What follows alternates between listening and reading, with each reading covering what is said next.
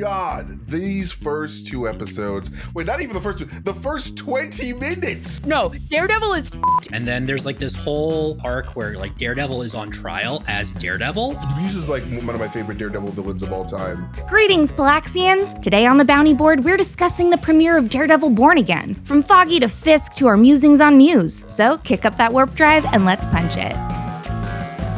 What's going on, everybody? My name is MT and welcome back to the Guardians of the Palaxy podcast. I'm so glad that you are here. I'm here today with two of my amazing pals, Whitney and Brett. What's going on, gang? Hey, MT. Yeah, shortly before this started recording, we were all laughing really hard because we were like, yeah, let's talk about that double D, baby. Let's get those double Ds. And I just think that the pals need to know that Charlie Cox is absolutely my favorite double D Catholic. I am so hyped for Daredevil Born Again. Very excited to talk about this show with you guys. God, these first two episodes, wait, not even the first two, the first 20 minutes of this series literally have been so intense and so crazy, and we've got to talk about it. And of course, spoilers ahead. If you have not seen the show, do go watch it first and then come here and spend some time with us because we're going to talk all spoilers about these first two episodes. But yeah, just right away, R.I.P. Foggy, what the heck? Why do they call it Born Again when Foggy dies for the first time? I was not prepared. I had no idea. I did not see that coming. Foggy didn't either, apparently. Neither did Karen. Oh, no. The only guy who saw it a mile away was our boy Double D, and he was on a roof and couldn't get back fast enough. Fuck! Oof. That was awful. I was so upset. I got so upset that I straight up was like, if this wasn't like the first 20 minutes, if this happened in like episode 3 or something, I would have gotten too sad to continue watching the show. But I had to muscle through the tears, man. R.I.P. Foggy, the best to ever do it. Fuck. He was a G, man. He was an absolute G. Like, it's so weird to have an MCU without Foggy Nelson in it now because it was Matt's homie, Matt's best friend, man. Avocados at rest. Avocados at rest. It seems to me like, obviously, like that scene was added in reshoots. Yeah. And like, as you watch the series, you could sort of tell like what's been reshot and what was there. But like, it's crazy that they weren't initially part of the show. Like Deborah and Eldon, like they were just like not originally going to be part of it. And also Fisk's wife, like was going to be completely recast. So like, it's so great that Kevin Feige did the 180 and we got to see them for at least we got to see Foggy for at least a little bit. For like a second, I guess. Like, holy shit, though. And it was so fucking funny, dude. I looked over at Brett and I was like, well, it's the MCU. Like, maybe he survives and we'll find out later. And Brett goes, yeah, Whitney. What if he survives getting shot by Bullseye? What if Bullseye missed? And I was like, okay, fuck you. I get it. He's dead. Okay, whatever. He's dead. I still think he could come back, though. I still think there's a way. There's actually a good chance that he will. Yeah, because wasn't there an announcement that he, like, didn't one of, like, the directors or something say that he's coming back in the next season? Yeah, I think there are rumors that he is confirmed for season 2. But also, someone noticed on Twitter that as they're leaving Nelson, Murdock, and Paige, the apartment suite that they leave is 468, which coincides with Daredevil issue 468, which is The Secret Life of Foggy Nelson, where we learn that Foggy faked his death. So, Ooh. I was going to bring that up. Like that is a thing that happened. Like Foggy does fake his death. And he comes back. So, like, I wonder if this might be some sort of witness protection type deal, or if because we still don't know how Bullseye. I don't know if he got arrested. I know that we last saw him like when he was having surgery on his back, and like that's why he was able to survive that fall because he has cognium all up in his spine. But I didn't know if like he got arrested after that or like I don't know. But like maybe like someone's working with him and like told him to assassinate Foggy and then like secretly told Foggy that like assassination was coming and like maybe there's this whole big conspiracy that we don't know about. Who knows? Or maybe we're in denial. Maybe we're just in denial and we miss our boy. Maybe we just want our baby boy to be okay. That's absolutely true. I think after Maria Hill got killed off in the first episode of Secret Invasion, it's just like it's a huge insult to bring a character back just to kill them off immediately. So I have hope. I have hope that Foggy will return. And he was on a hot date. He ordered the old whiskey, and his friends were making fun of him. Like, fuck, he had his whole life ahead of him. I He want to could know have what gotten happened with him laid and that Marcy, night. man. Yeah. Oh man, like, yeah, there's too many unanswered questions. And like, I wonder if like the reason why Foggy returns in season 2 is like a Secret Wars type deal. Cause like, Yeah. there's a chance that like the multiverse could be rebooted post Secret Wars, and like they could throw characters back in, they could take characters out, they could recast Foggy potentially, which would cause an uproar. And I don't think they would ever do that. Yeah. But it's going to be very interesting, and that they're going to have to really sell it if Foggy comes back for season 2, because I mean, they could also just use him for flashbacks. Like, there's anything's possible. He could just be there for flashbacks, but oh man, I'm so bummed that he's dead. R.I.P. to the Fogman, the Fogmaster 5000. We'll miss you forever, Fogmaster buddy. Flex. Fogmaster Flex. Good God. And like Bullseye, phenomenal in this episode. Literally, like, I got strong Joker vibes from Bullseye, because like it just seemed like he was just doing it just like for fun. He was like, I got you, Daredevil. When he like taps him, he's like, yeah.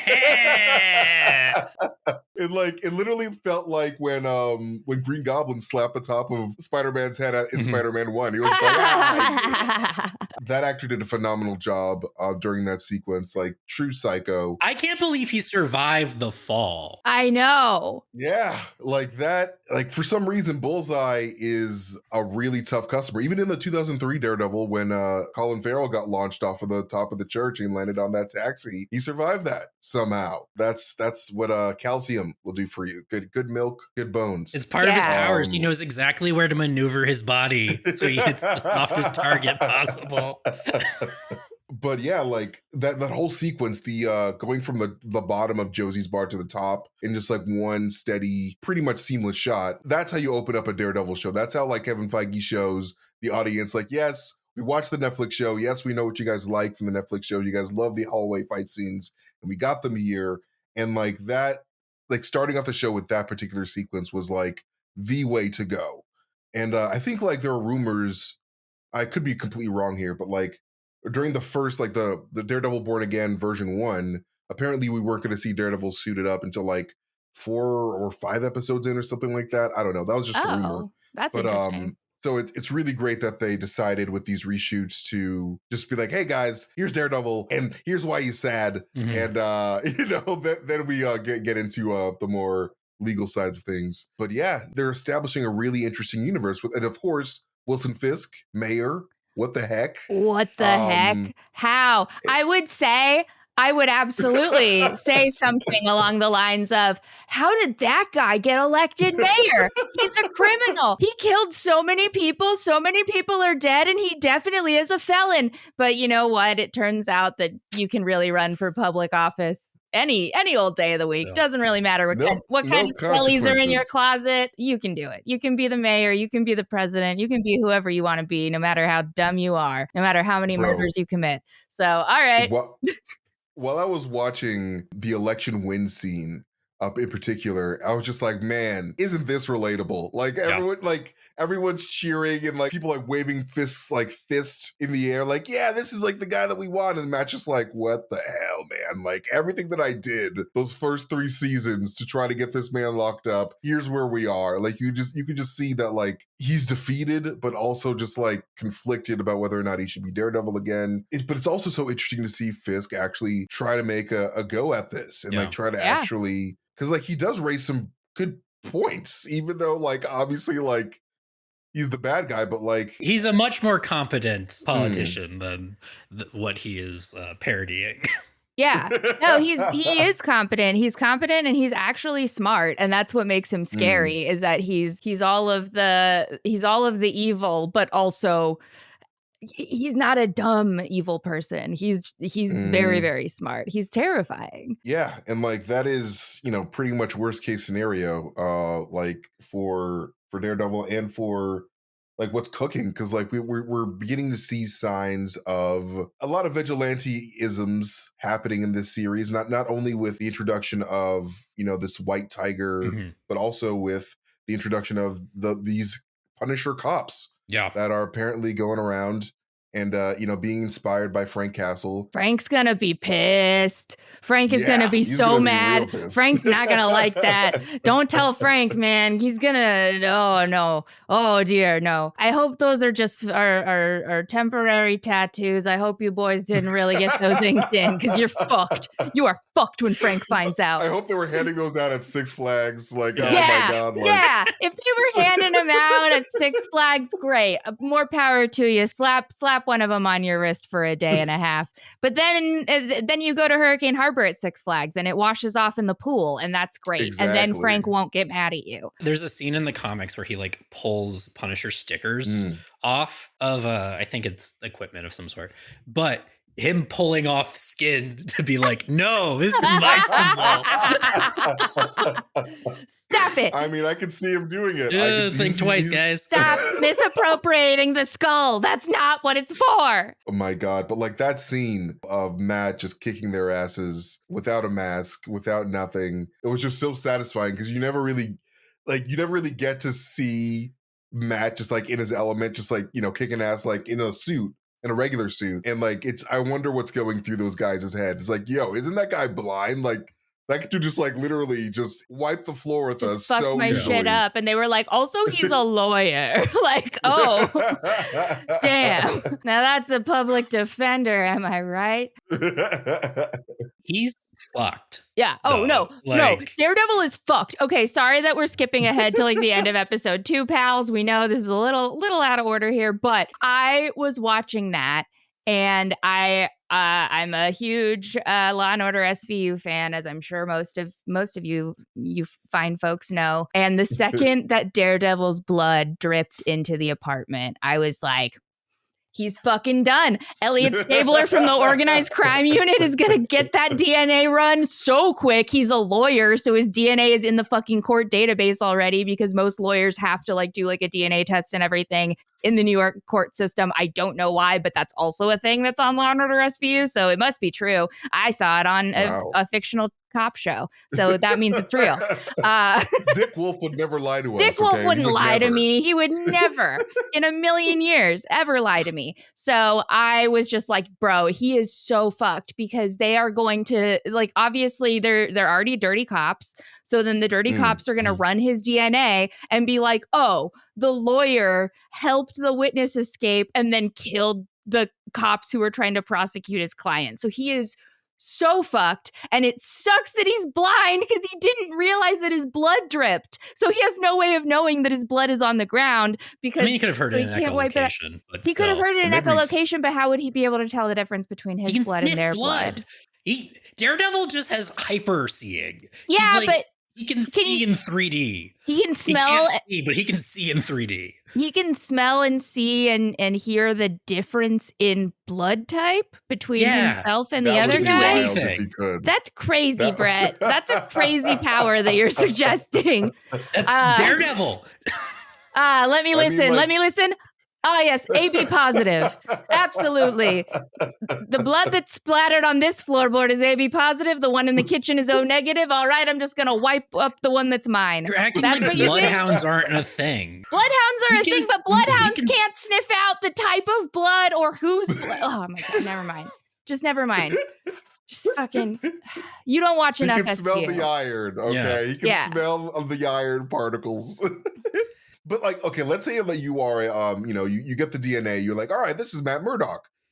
How do you explain that to yourself? It's like, what did Matt Murdock do that he got to walk away from this unscathed? Oh, totally. I mean, he's beat up though. Yeah, he's beat up. You're right, MT. How do they pin it on him? But yeah, he's got to just be like, oh, Daredevil did it. Yeah. Punisher showed up.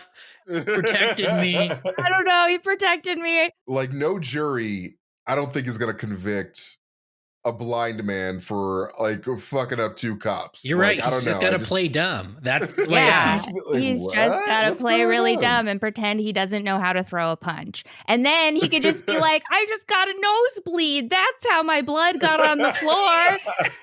I'm just a dweeb who got sucker punched, and I'm not the defender of Hell's Kitchen. Don't worry about it. Not me. There's a comic run where Daredevil does accidentally kill a guy. Whoops. It's pretty recent. I think within the last 10 years. And essentially he lost his powers at the time. So he like overcompensated when he was fighting and he like accidentally killed this dude. And eventually it gets him and bites him in the ass. And then there's like this whole arc where like Daredevil is on trial as Daredevil because he convinces the judge to let him keep his identity secret the entire time. And I'm wondering if that's what they're building towards. Interesting.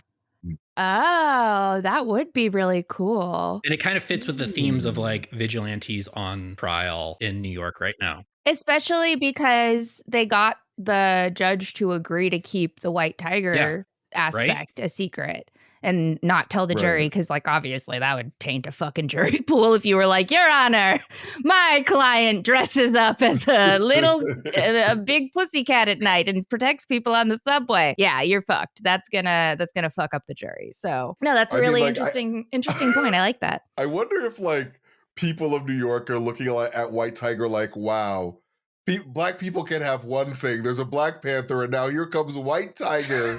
Just coming out of nowhere. Here to probably just some white guy and not Hector Ayala. T'Challa has been in the grave for 5 minutes, you freak.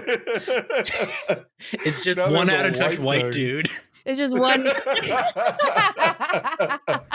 But I guess we should talk about Hector Ayala because, he's found himself in some big doo-doo after trying to save a man from getting beat up by 2 cops in the subway. You know, that one of those cops accidentally turns into a splatter of blood on the 3rd rail. Mm-hmm. And so now he's in trouble.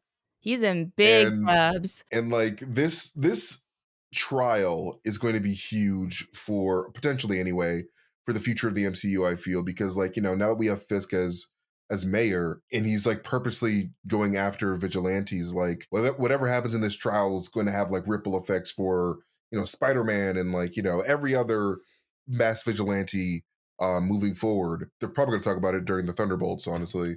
For sure. But yeah, like this show very much feels like a prequel to the tensions to come for the mutant saga, so like the government can have a reason to sort of start making legislation against enhanced individuals, because Kingpin does have a point. Like there is, just like with the Sokovia Accords, there has to be some type of regulation. Like if we're talking about this in a realistic standpoint, not everyone is going to be as organized as the Avengers, and even the Avengers messed up sometimes. Like they were sort of just like doing it. Exactly. And like we're seeing so many people starting to become inspired by superheroes. I mean, we have Miss Marvel, we have these Punisher guys, we had Leapfrog and She-Hulk. Yeah. And so like it's so cool to see the universe evolve in this way, because that would naturally inspire anyone to try to do it themselves, because people see shit on TV and they try to do it themselves all the time. Yeah. So like they said on Zoom, if you like what you see, turn off the TV and just do it.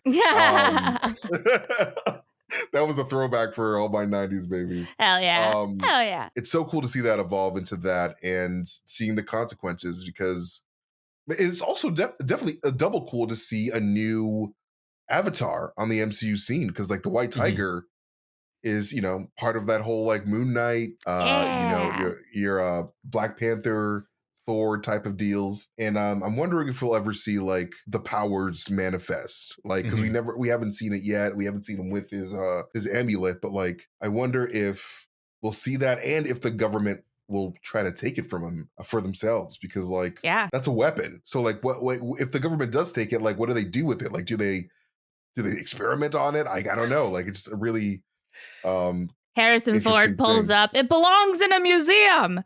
But as Indiana Jones, not as Red Hulk. Sorry, I should have specified. Which Harrison Ford. I feel like Wong would show up and just steal it and be like, no, for sure Wong would. This is ours now. Wongers! That's what should happen, because that is Wong's job. He's supposed to grab anything mystical. And speaking of Wong, this is like a super random thing that probably is not connected whatsoever, but I did notice that the White Tiger amulet had green eyes on it, much like the Great Protector, and the Eye of Agamotto itself was a giant green eye. And also, I did note in Thor: Love and Thunder, the one above all, the statue, has green eyes as well. So I'm wondering if there's something with like green eyes and gods. I mean, like what's her name? Death from Agatha Bella. all along had those green Yeah. powers. So it's just like, like, Very I wonder if there's interesting. something there. But like, that's just me and my color. I'm color crazy. We love it. We love it. So with White Tiger, I personally think that's where Muse is going to come into this, because we know Muse is coming up, and one of Muse's was like first issues. It wasn't his first issue. It was like the second crime that he committed, but it was in the same span of like 4 issues. He ends up blinding and kidnapping one of Daredevil's sidekicks. Blind Spot, and I think we're probably going to see Hector take that role, and I think Muse is going to turn the trial into an art piece. And unfortunate for Hector, I don't think he's ending up alive at the end of this. Oh no! I don't. Damn. Stop killing Double D's friends. I don't like it. I don't like it at all. His group chat is dwindling by the day thanks to all these fuckos. Sick of it. Fucking sick of it.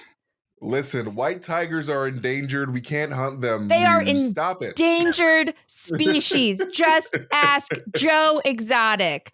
We will never financially recover from this trial. Oh my God.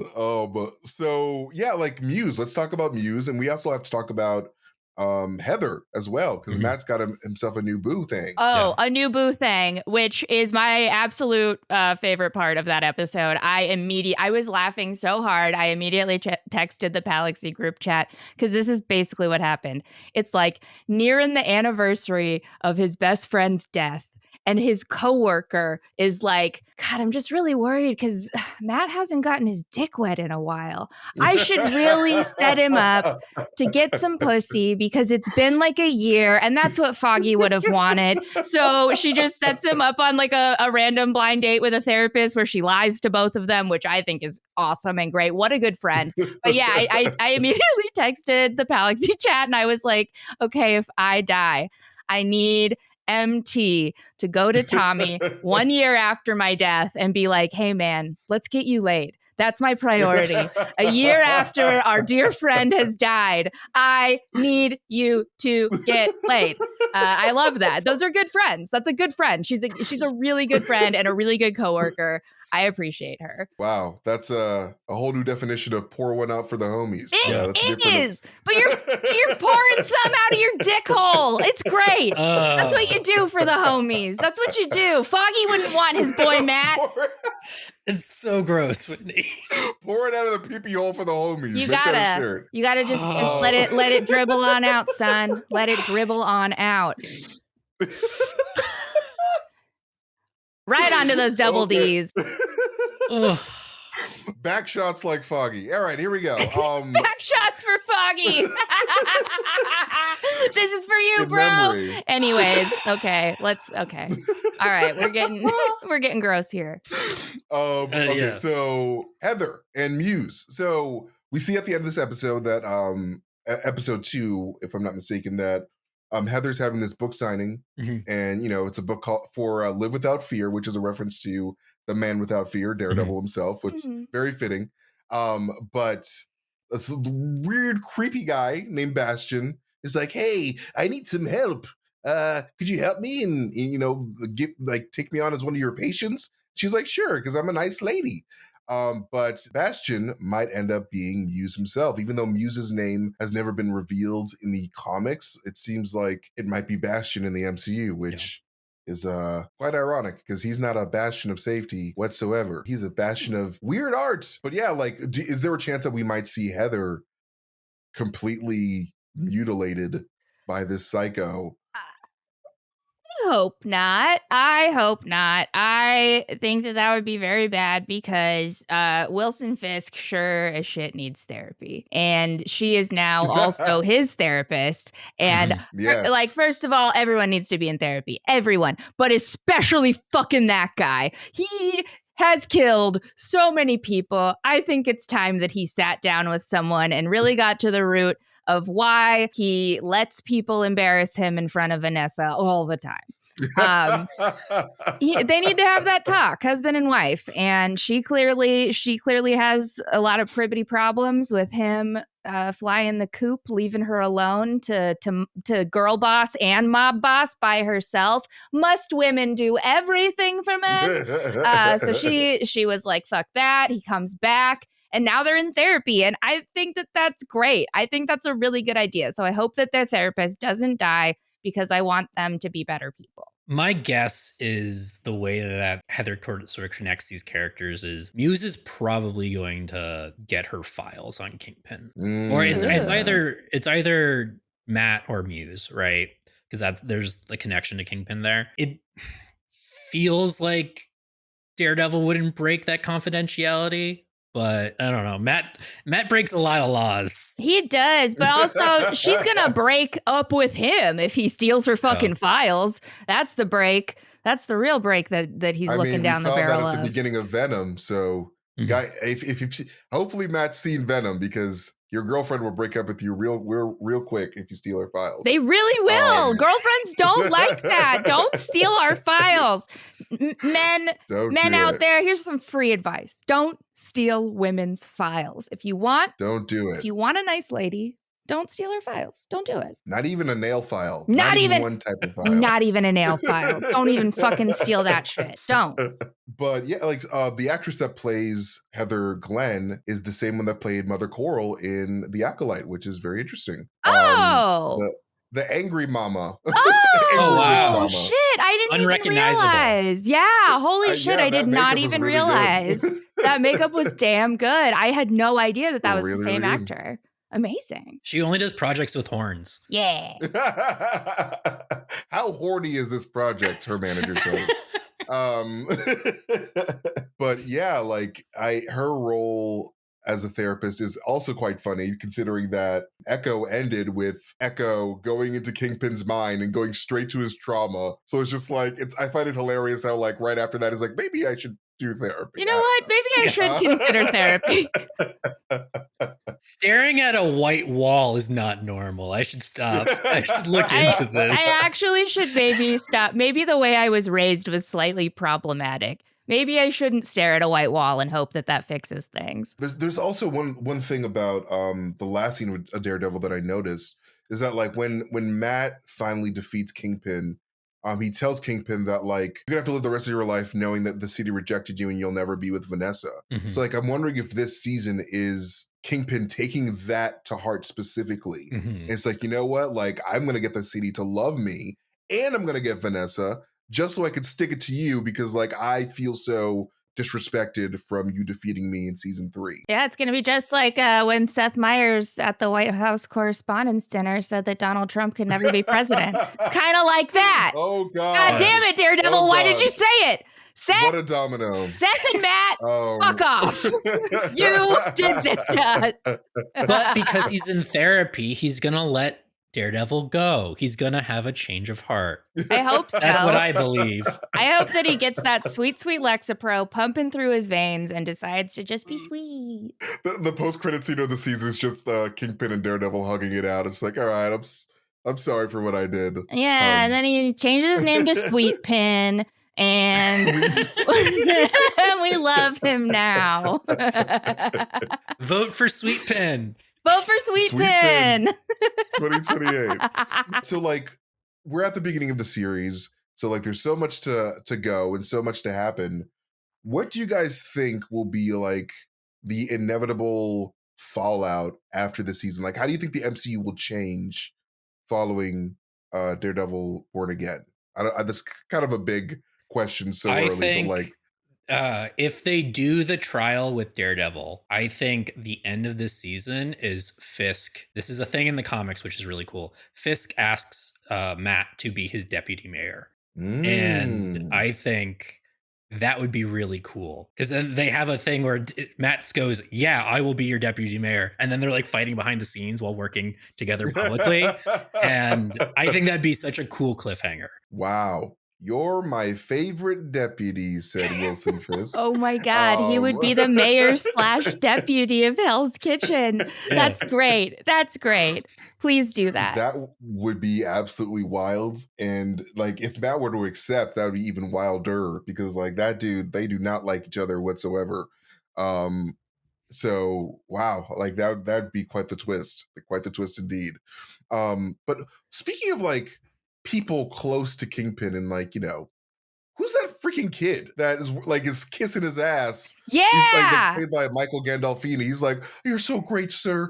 Oh my, can I wash your feet, sir? Just like, what's going on, sir?" Fuck right off. Like, Don't worship who is this politicians. guy? That's another bit of free advice from Whitney Van Laningham. Don't hero worship politicians. Politicians are not your friends. No, she's wrong. Form a cult. Form a Destroy cult. country. Kingpin, king cult, sweet pin, sweet cult. Let's go. A lot of people are theorizing that this could be Kingpin's son, which would be super out of left field. Secret baby mama? Maybe. But like I think that this could just be some random kid that's just like genuinely probably gunning for I think he's just a kiss-ass intern. He's just a kiss-ass intern who wants to be in politics someday, and he's just like, "Oh yes, can I fax anything for you, Mr. Kingpin, sir? Can I go on a sandwich run and get you a nice sandwich for you to threaten the police chief with later? What would you like mayo on your threat sandwich, sir?" Yeah, I don't know. I think he's just a little piss man. Honestly, yeah, I think he's just trying to make his way up the chain and like so he can get straight up Kingpin's butthole, just right up there. Yeah. By the way, I do have to say, shout out to Kingpin. Threatening someone with a sandwich is next level. That is a next level threat. Yeah. When you open up a fresh Sammy, it's not provolone, it's your family, and I'm gonna fucking murder them. I'm gonna fucking murder your secret love child, and no pimento for you. None. No pimento loaf. I do think that's a weird play from him from like a political standpoint, because his whole platform is, I want to bring vigilantes to justice. And then he's like, no, but fuck the NYPD. Like, you'd think that like he would just bribe them more. Yeah. Why not just bribe them more? Just be like, yeah, I'll give you what you guys want because you guys all hate me because I'm a criminal or whatever. I feel like it's all just an ego thing for him, man. He's just like, oh, you're trying to manipulate me? I'm the master manipulator. So you guys are going to do what I want and you get nothing. Mm-hmm. And like, yeah, like that chief tried it. He tried it, but it didn't work. Didn't work. And like, I used to, back in my old job, I used to work tangentially for city government, and I saw a conflict very similar to this police chief thing and the mayor. Damn. And it was that is very accurate. Like I can tell you that like that type of tension is very accurate to like what actually happens. It's very interesting to see that unfold, and I wonder if there's going to be consequences for that. I mean, probably not, because Kingpin just gets away with literal murder and crushing somebody's head open. But we'll see. Do we have any theories for BB? Oh yeah, BB. Little baby Urich, the niece of Benjamin Urich, who was tragically slain by Mr. Kingpin himself. Very tragically slain. He's just like, "Oops, what a great man your uncle was." He. But yeah, I think that BB's role is just going to. She seems like she's very ambitious, and she wants to do whatever she can to like make herself known. But she's also smart, and like I feel like her investigative nature is going to have her find out eventually that her uncle was killed by Kingpin. Oh, absolutely. She's going to find out. She's going to find out, and she's going to start a #1 hit true crime podcast that's going to soar. That'd be good. Soar to the top of the Apple she's new media. Charts. Yeah, because she's new media. Yes. She's a millennial Gen Zer, probably. I think she's like around a little younger than us, maybe. Yeah, she could start a podcast. Fuck it. Like, I would love if BB appeared in other projects, like like a Spider-Man project, or like, ooh, yeah, that could be fun. Like she just appears in the background as like a new like young media source for the youths. She's doing TikTok for the Daily Bugle. Exactly. Like I would love for her to do you guys know the hero? I mean the villain Speedball, not Speedball. What's that? The prank girl. Why am I blanking on her name? She's in the Sony games. Right? Yeah. Ricochet was her name, I think. Was it Ricochet? No, hold on. It's gonna kill me. web streamer Spider-Man. I think about her not all the time, but like I don't know anything about this character, but I do know that the internet hated her. yes, but the internet hates a lot of women. So to be fair, Screwball, she was annoying. Yes, Screwball. Yes, she was very annoying in the game in particular. I think that her character would do really well in an actual live action show, because like she's very much like a modern Joker in my opinion. Mm-hmm. Like if you like found a really good actress to play her, like I feel like you could make a really good Screwball adaptation for the youths, because like there's so many YouTubers that like just do whatever for views that like I could see like that becoming like there's a place to do type commentary on it. Yeah. Oh yeah. For And sure. the reason why I brought up BB is because I found out that while BB isn't a character in the comics, Ben does have a nephew, and that nephew becomes a hobgoblin. Yeah. That's interesting. And I don't think they're going to do that because this show is more grounded, and also like you want to let Spider-Man do all of the Green Goblin shit first. Mm-hmm. But I think making her Screwball is actually a really interesting kind of twist. That would be wild. That would be wild. I don't know if they're going to do that, but that'd be very, very interesting. Oh, no. I think Screwball's strictly Sony. That'd be really fun. I would love to see BB just turn evil for the views and be like, yes, my uncle is dead and I'm mad at everybody.